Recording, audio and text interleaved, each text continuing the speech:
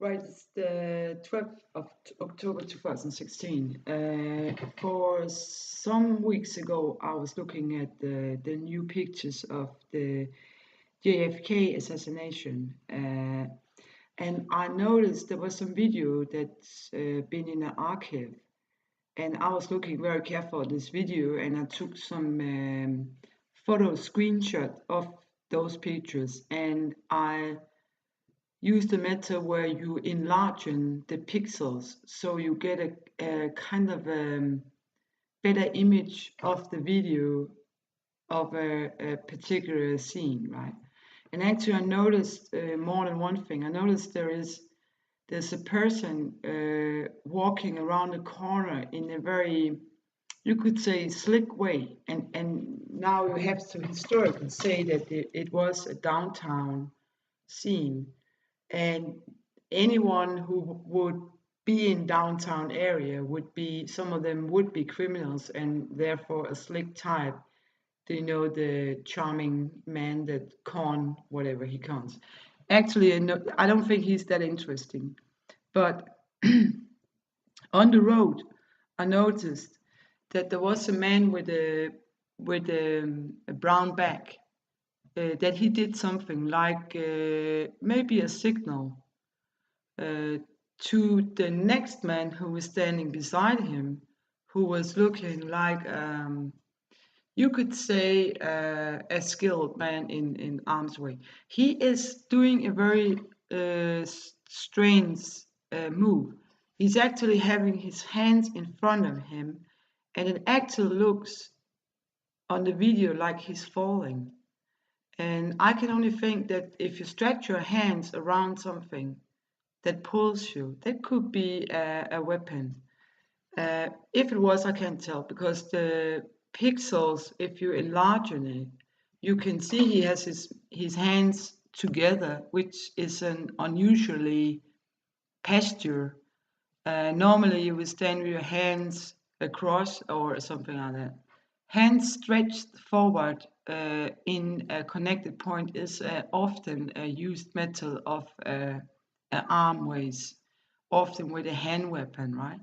So now I figure if I look at all the things I was looking at more than one video, it looks a bit like there was, as far as I'm concerned, found a brown bag for some food in the house where the suspect were found, right? And the suspect had previously been arrested in the week before or something.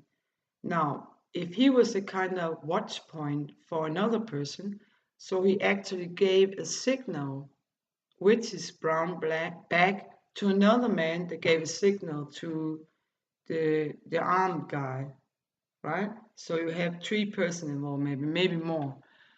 I also think that the rifle that was found, that supposedly be the assault weapon, could have been placed on the floor under as a kind of secure to arrest this man who was going to take the blame. And I think he was going to take the blame because he had been arrested just before of a murder alike, meaning that he was close to being caught. And if you look at the hierarchy in those criminal organizations or any kind of outside organization or even a military organization, the weakest link get the guilt, right? So actually, I think that he was in the spot one time. He knew that, and he was put on an assignment to be part of this assassination. And therefore, I think that there were more than one involved. And I also think there is some links to some kind of rumor or whatever, links to some kind of organization. That's what I got out of this. I also looked at the autopsy of the Kennedy assassination, and I noticed that some of the wounds could be, I can't recall right, but I think that it looks a bit like a close shot. It looks a bit like it's a close hole he's been in.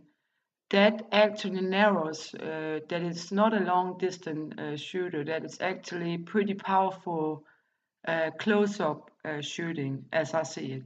meaning that it's somebody surrounding him, for example, on the road, or it could be something else. That's what I see.